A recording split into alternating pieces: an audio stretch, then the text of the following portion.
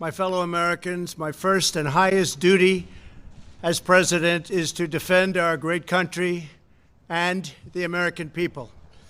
I swore an oath to uphold the laws of our nation, and that is exactly what I will do. All Americans were rightly sickened and revolted by the brutal death of George Floyd. My administration is fully committed that for George and his family, justice will be served. He will not have died in vain.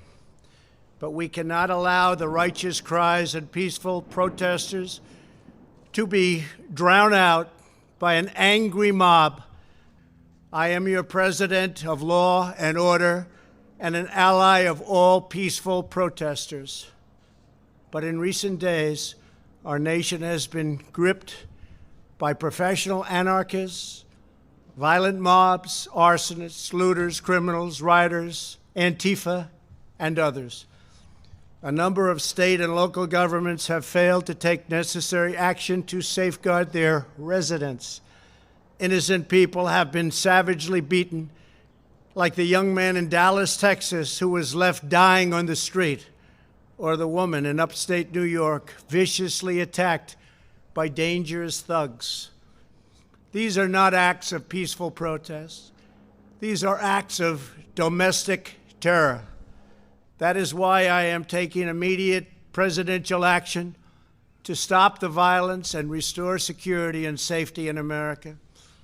I am mobilizing all available federal resources, civilian and military, to stop the rioting and looting, to end the destruction and arson, and to protect the rights of law-abiding Americans, including your Second Amendment rights.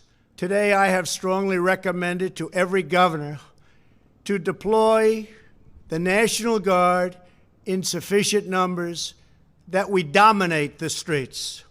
Mayors and governors must establish an overwhelming law enforcement presence until the violence has been quelled.